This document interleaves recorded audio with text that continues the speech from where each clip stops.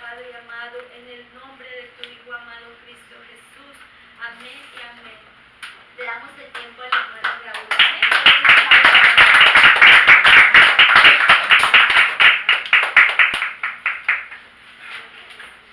Dios les bendiga, hermanos. Amén.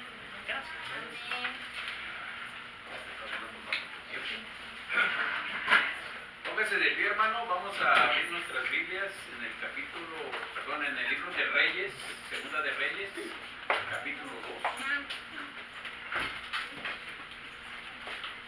Libro de Segunda de Reyes, capítulo 2. Empezando desde el versículo 1.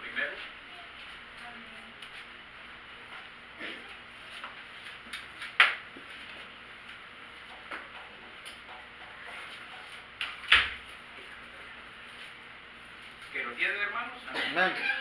Okay. Antes de comenzar vamos a orar, ¿ok?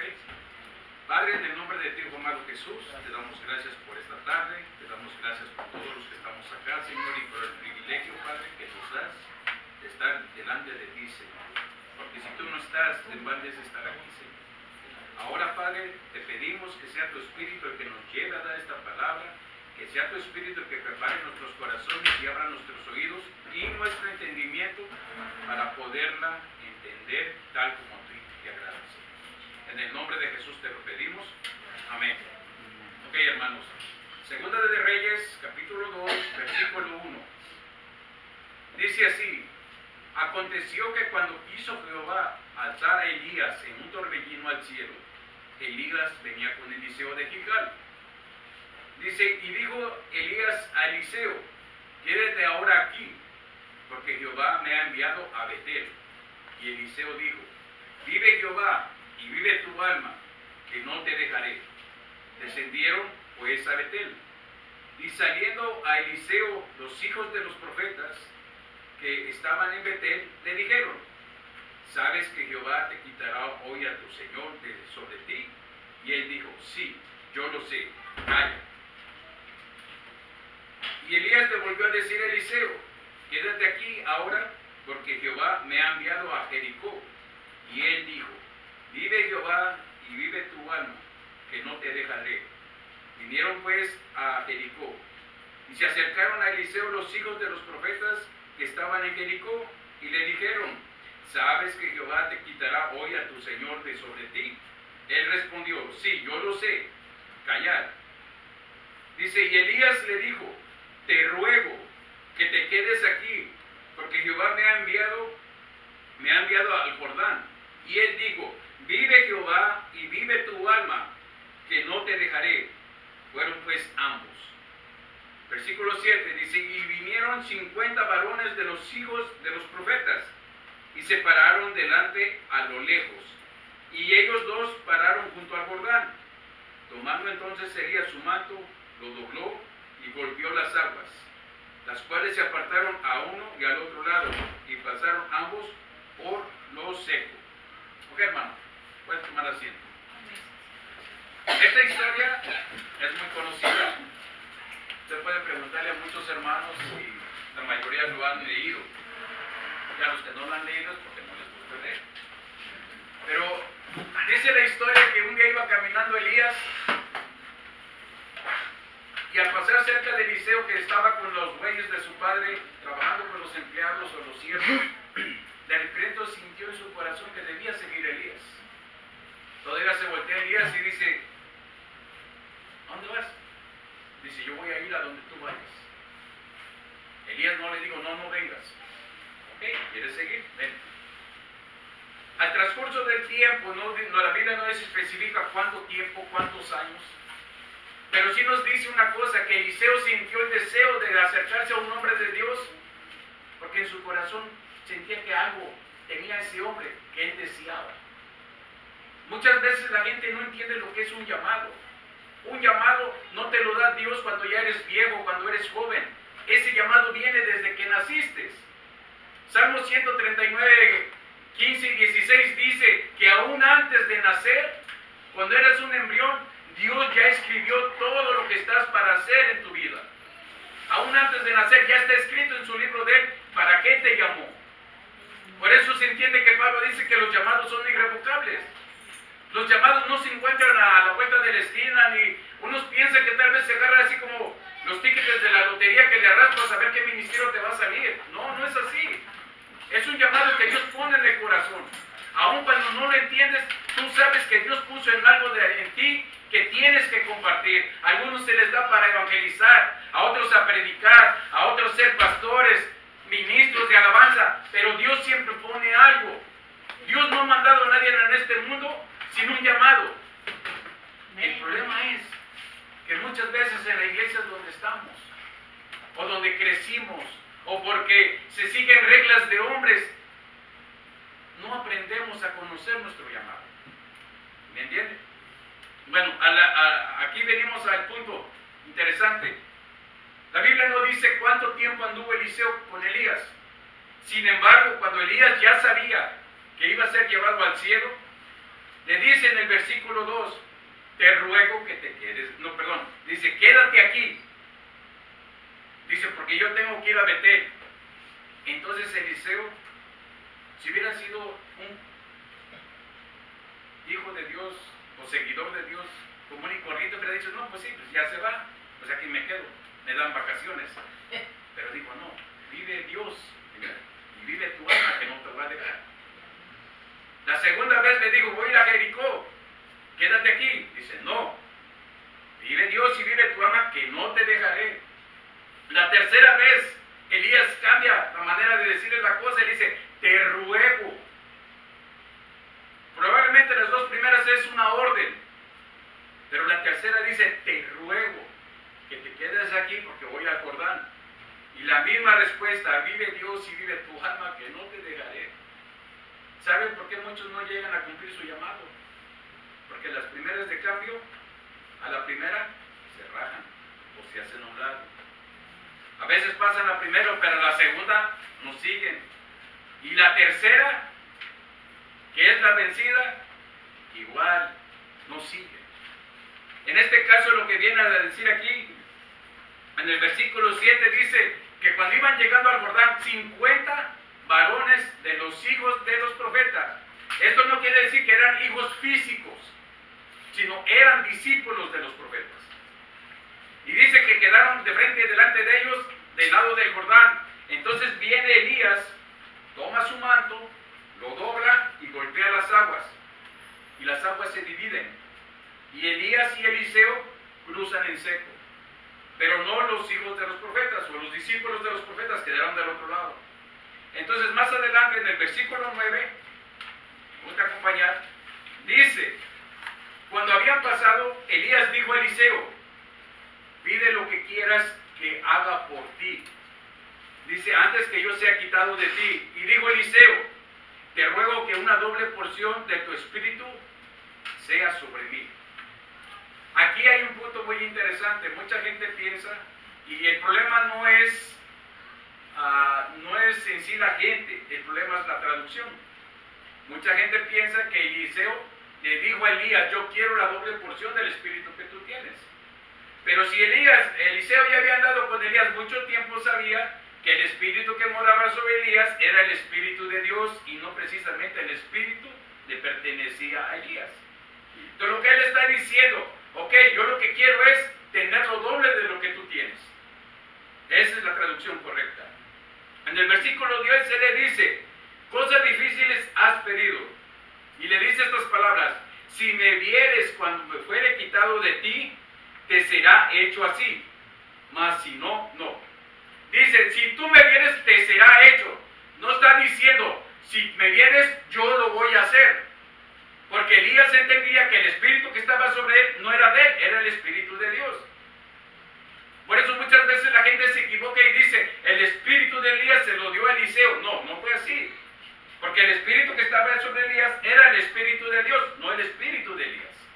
Por eso le dice, si tú me vieres cuando fuere quitado de ti, te será hecho, mas no digo, te lo voy a hacer o te lo voy a cumplir. Dice, mas si no, no. El 11, dice, y aconteció que yéndose ellos y hablando, he aquí un carro de fuego con caballos de fuego apartó a los dos, y Elías subió al cielo en un torbellino. Pregúntenles a muchos cristianos y pregúntenles cómo fue llevado Elías al cielo y dicen que en un carruaje de fuego. Pero aquí la Biblia dice que no. ¿Me entienden? Muchas veces leemos la Biblia de carrera, por cumplir un tiempo, pero no la estudiamos. Ok, dice el 12. Viendo Eliseo, clamaba: Padre mío, carro de Israel y su gente de a caballo. Y nunca más le vio. Y tomando sus vestidos los rompió en dos partes. Dice el 13, alzó luego el manto de Elías que se le había caído, y volvió y se paró a la orilla del Jordán. Bien, cuando él ve esto, él lo que hace, se rompe las vestiduras. No quedó desnudo, rompió su manto y la túnica que llevaba. ¿Eso qué significa? Está diciendo: Señor, yo quito mi carnalidad, quito mi humanidad, porque como yo lo vi que ya se fue, entonces lo que yo pedí viene para mí. Entonces es su manera de despojarse de la vida común que hasta ese momento había llegado. Una cosa es ser discípulo, otra cosa cuando dejas de ser discípulo y empiezas a practicar tu llamado. Eso es lo que muchas veces la gente no entiende. Hay tiempo para ser discípulo, pero cuando viene el llamado, tienes que obrar de acuerdo a tu llamado. ¿Me entiende? Otra cosa interesante, dice el versículo 13, alzó luego el manto que de Elías se le había caído. La palabra en hebreo que se usa para se le había caído, dice que el manto no cayó al suelo, como la gente piensa.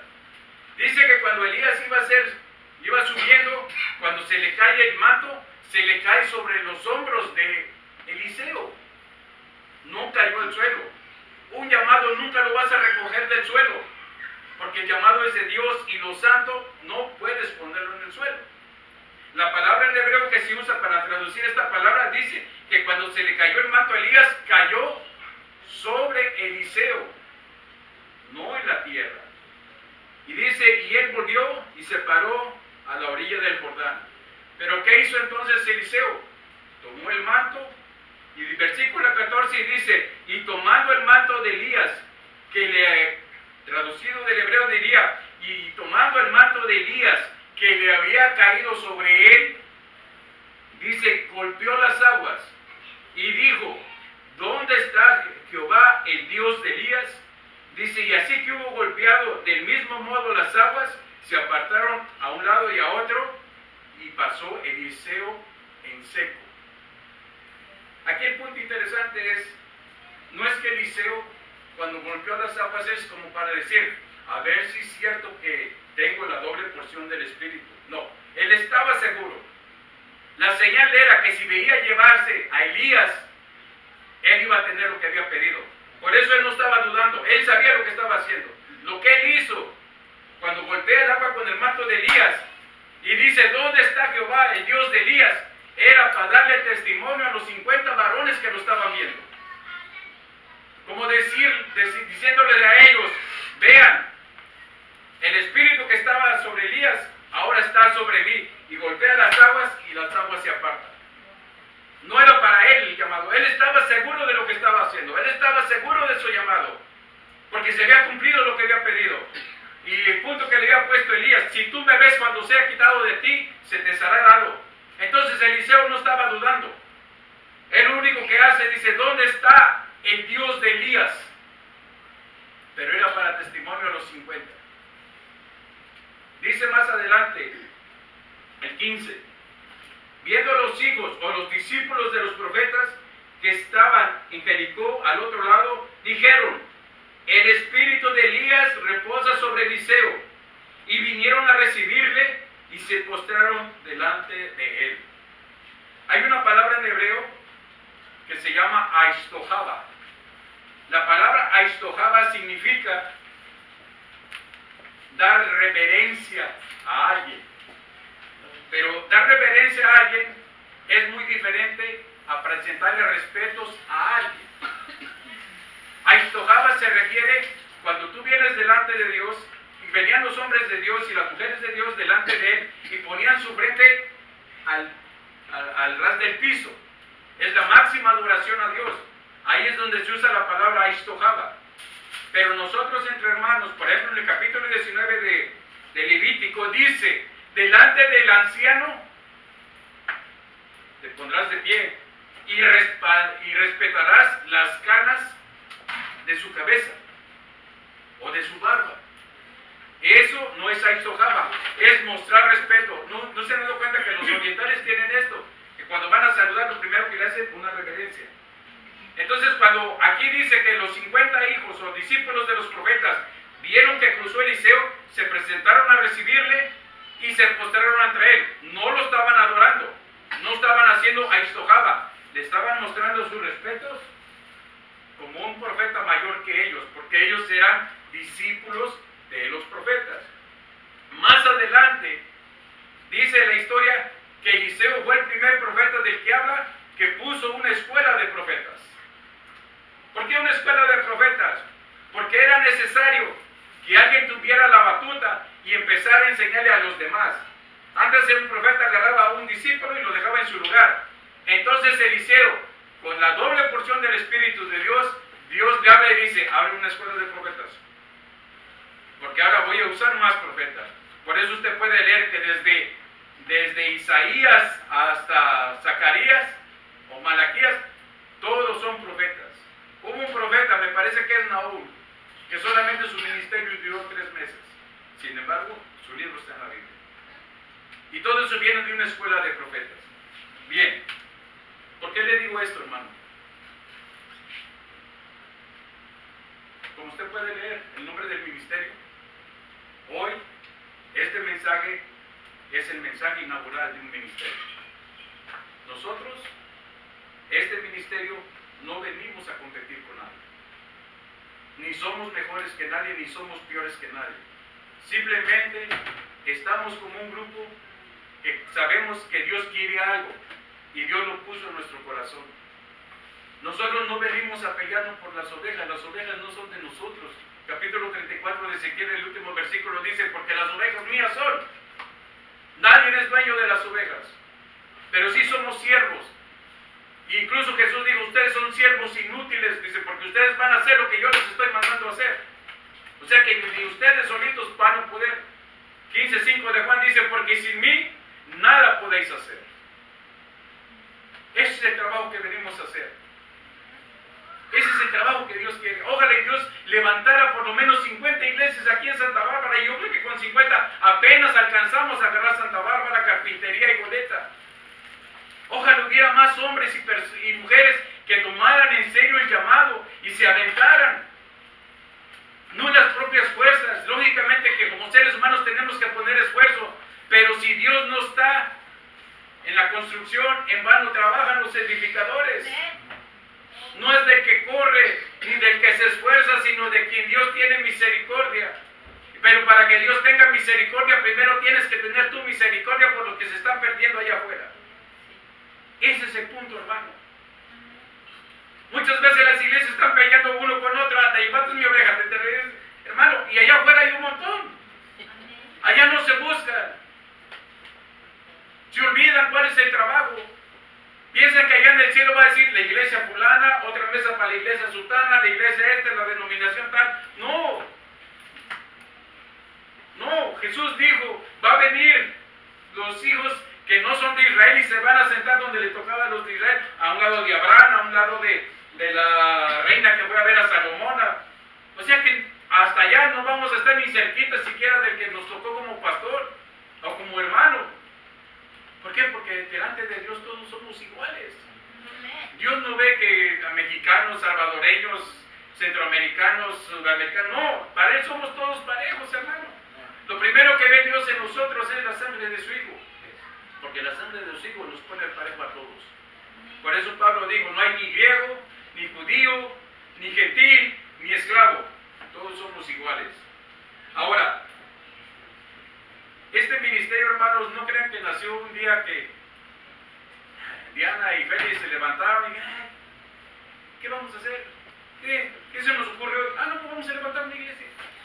No, hermanos, esto nunca trabaja así. Este ministerio tiene por lo menos 4 meses que Dios empezó a hablar. Dios empezó a llamar, Dios empezó a confirmar. Las primeras reuniones, hermanos, tuvimos problemas porque nos hacían falta varias cosas. En el caminar, Dios nos las dio. Dios puso lo que hacía falta. Dios nos dio sabiduría para hacer todo correctamente. Tuvimos que hablar muchas veces para corregir ciertas cosas que no estaban bien, para llegar a este punto que estamos acá. Esto no nomás es de un día para otro. Este por lo menos tiene 4 meses con oración, ayuno y confirmación por parte del Señor. No de una persona, por lo menos de 3 personas. ¿Entiendes? Como le vuelvo a decir, nosotros no venimos a ver si podemos. Si nosotros obedecemos, lo demás es más fácil. Ahora, lo que yo quiero decir es una cosa. Por ejemplo, el versículo que Dios dio para este ministerio es Lucas 4:18. Dice así Lucas 4:18, que es a la vez la visión de este ministerio. Dice: el Espíritu del Señor está sobre mí, por cuanto me ha enviado, me ha ungido para dar buenas nuevas a los pobres.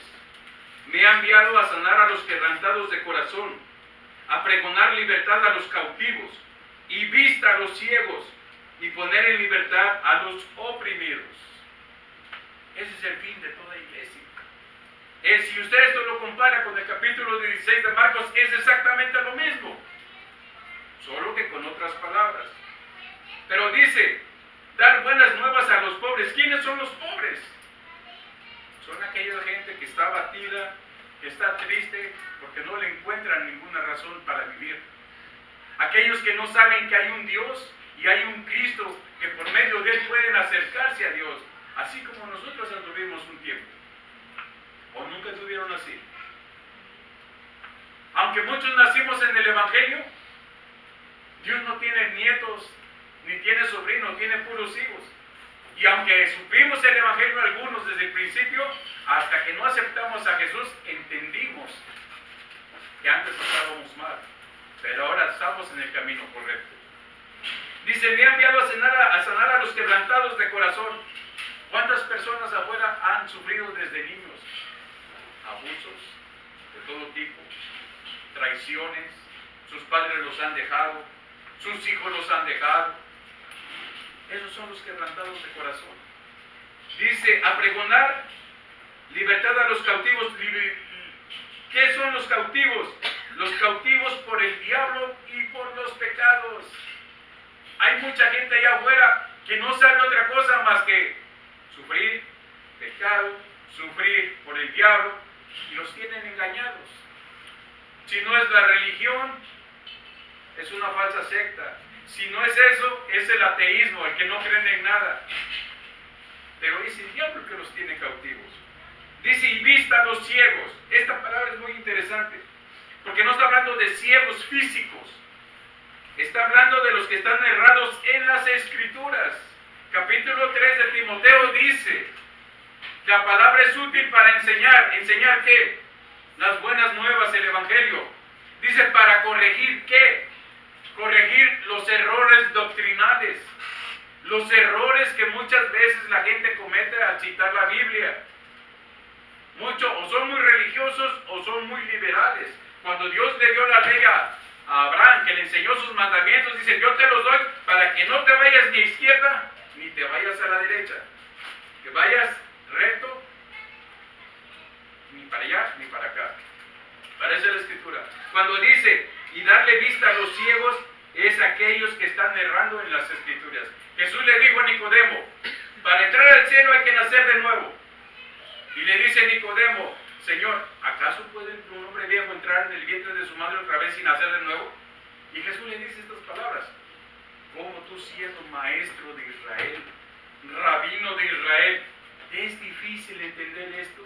¿Que no has entendido que si naces del agua y del Espíritu, una criatura nueva eres?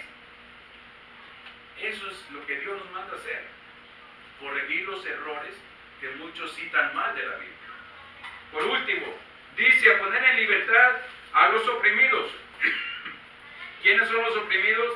Los atormentados por el diablo, por los demonios, con enfermedades, maldiciones, ceguera espiritual, todo tipo de tormento. Ese es el trabajo de todo ministerio. Ese es el trabajo que debería de ser o el fin de todo ministerio. Al momento que nosotros nos ponemos a decir, el Espíritu del Señor está sobre mí, tú estás hablando de algo que no es tuyo. Y al hacer algo que no es tuyo, tú sabes que es de Dios con las palabras que tú repites. Pero aquí viene la pregunta, ¿le obedecemos? ¿Hacemos caso? Por esa razón, hermano, Dios no tiene problema en levantar iglesias. Dios no tiene problemas en levantar ministerios. Dios lo que quiere hombres que le crean, que digan, sí, Señor, aquí estoy. No sé cómo lo voy a hacer, pero tú sí sabes, así que vámonos para adelante. Hay otros que tienen miedo. ¿Acaso la Biblia dice que tienes que tener cierta edad para ser pastor? No. ¿Acaso la Biblia te dice tienes que tener tantos años en el Evangelio para ser pastor? No. Entonces, hermano, el hombre es el que le pone trabas al llamado de Dios. Dios no tiene problema. Dios le decía al pueblo de Israel, ¿acaso la mano de Jehová se ha cortado? ¿Acaso mi diestra ha perdido su poder? No ven los milagros porque ustedes no quieren. Pero mi mano sigue siendo poderosa.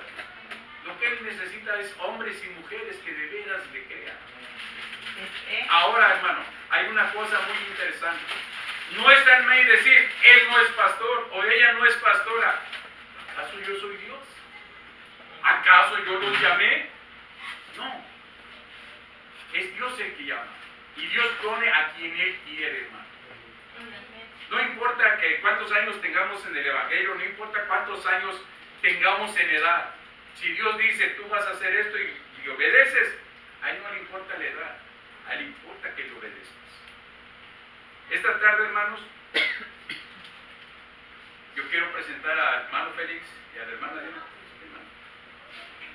Muchos de ustedes los conocen, muchos, bueno, son familia, pero probablemente ustedes dicen, pastores, estas dos personas que están acá, hermanos, ya fueron ungidas por Dios como pastores. Quien lo hizo, no tiene el caso mencionarlo. Cobertura tienen, porque la principal cobertura que nos interesa a nosotros como siervos de Dios es la de Dios, antes que la de los hombres. Porque si Dios con nosotros, aunque estemos solos, pero si no tenemos Dios, aunque tengamos todo, no tenemos nada. Serán jóvenes, lo que usted quiera, pero en su corazón Dios vio algo para mandarlos ungir como pastores. Están dispuestos ellos a hacer el trabajo. No es fácil, es cierto. Ningún trabajo es fácil. A veces hay que pagar un precio muy grande. Pero el primer precio que se paga es oración y ayuno y de rodillas. Ahí es donde Dios ve de veras el corazón que quiere trabajar para Él. Como le vuelvo a decir, este ministerio no nace para competir con otros. Suficiente trabajo tenemos, hasta más de lo que queríamos, para desarrollar como para perderlo, peleándonos con otros. No, ese no es el trabajo. El trabajo es ir a las calles a buscar a los que necesitan a Jesús. Y por eso esta tarde, hermano, ellos ya están ungidos, ya tienen la cobertura, tienen todo lo que es necesario. Solamente los demás que estamos acá estamos para apoyarlos y trabajar en la misma visión, porque todos tenemos la misma visión. Así que, mis hermanos, este mensaje fue cortito, pero yo ahora los dejo con ellos, porque son ellos los que tienen que presentar lo demás. Amén. Dios les bendiga, hermano.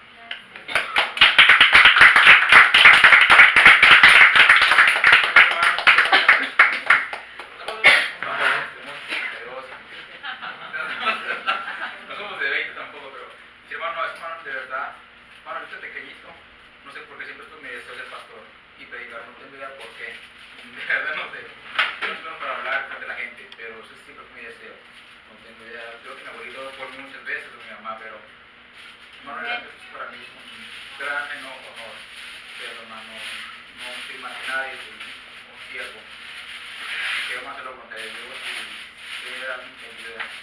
humanidad que tengo amigos que están perdiendo en drogas, que están conmigo, no mismo que conmigo.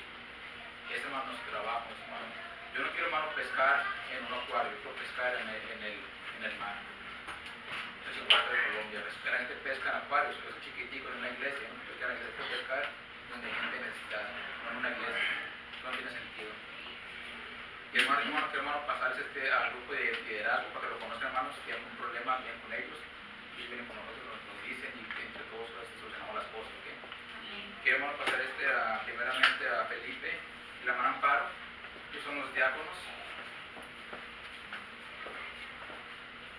Estamos encargados de los diáconos también, hermanos. Juan Ramoncito, nuestro profeta, el maestro y el líder evangelista. La hermana Flor, también la profeta, la secretaria y más a los niños. También la tesorera que nosotros hablamos con todas las finanzas, impulsando el dinero, toda la cosa. Y el hermano Raúl, nuestro maestro, el hermano va a ser el copastor, cuando nosotros nos estemos, él va a estar en cargo de la obra, cuando nosotros hablamos de la ciudad, hablamos del país. Que hermano, nosotros estamos todos para ayudar, hermanos, y no somos más que nada, estamos todos iguales para colaborar en ustedes, lo que necesidad, aquí estamos para ayudarnos. Lo que necesiten, hermano, porque estamos todos con nosotros. Que hermano, lloren por nosotros, que no es fácil, pero estamos con Dios, nada puede parar esta obra. Amén, hermanos. Hermano, que hermano, invitar a que se paren un momentito y oremos. Si quieren, hermanos, que oren con nosotros y para que todo, hermano, sea Dios bendiciendo, hermanos. Oh Padre Celestial, te agradecemos, amado mío, Señor, por esta tarde, por este precioso servicio que nos permitiste, Señor, tener, Padre amado mío, por este inicio de algo que tú has puesto en nuestro corazón, bendito Rey. Seas tú, Padre Santo, fortaleciéndome a mí, mi esposa y a todos los grupos de liderazgo, Padre Santo, Señor. Seas tú, Padre Santo, bendiciéndonos, Padre Celestial. Seas tú, Padre amado mío, glorificando tu santo nombre sobre nosotros, Padre Celestial. Que nosotros hagamos la diferencia en este lugar, que nosotros queremos que la gente haga la diferencia, no nosotros mismos hacerla, Padre Celestial. Guiado por tu Santo Espíritu, Padre amado. Bendice esta iglesia, Señor. Toda la gente que va a traer, bendícelos, Padre Celestial. Danos sabiduría, Señor, para ir a buscar a la gente que está perdiendo las drogas, Padre Santo, Señor. Es todo, Padre Celestial, lo que el mundo ofrece, Padre amado. Que sabemos que no es nada bueno, Padre Santo, y solo puede traer un momento de placer y felicidad, pero no como la que tú das, Padre Santo, pero la que tú das, Padre Santo, es eterna, Padre Celestial. Amén, Señor. Es lo que tú ofreces, Padre amado, amor. Tú eres la esencia del amor, Jehová. Tú eres todo, Padre Celestial. Si tú contra nosotros, ¿quién contra nosotros, Padre Santo? Yo bendigo cada persona que está aquí al frente, Padre amado mío. Gracias por ponerlo, Señor, a ser nuestra ayuda, Padre Celestial. Bendice nuestro entrar, nuestro salir, Padre Santo. Y toda la gente, Padre, que va a venir a este lugar. Y a toda la gente presente, Padre Santo, tú conoces nuestras necesidades, puedo suplir todo lo que necesitamos, Padre Santo. Pongo mi fe en ti, Padre Santo, tú eres, Señor, creador de todo lo que existe, todo el universo. En el nombre de Jesucristo, Padre Celestial. Amén. Gracias, Padre. Amén, gloria a Dios, aleluya. Dios les bendiga, hermanos. Vamos a hacer una oración para ser despedidos, amén. Y también queremos invitarles a que se queden con nosotros compartiendo una cena muy rica que gracias a Dios, ¿verdad?, por las personas que participaron con esta cena y que si gustan que hacen acompañados, amén. Vamos a orar. Padre bendito que estás en gloria, gracias te damos por todo, Señor, por todo lo que tú has hecho hoy y lo que seguirás haciendo, Padre de la gloria. En el nombre de Jesús, Padre amado, nos ponemos en tus manos en esta hora. Te pido, Padre de la gloria, que bendigas a cada uno de mis hermanos, Señor. Bendícelos, Padre amado, guárdalos en el hueco de tu mano a cada uno, Señor. Seas tú con cada uno, Señor, guardando su salir y su entrar, Padre de la gloria, sus hogares, Señor. Gracias por tu presencia, por tu Santo Espíritu, Señor, que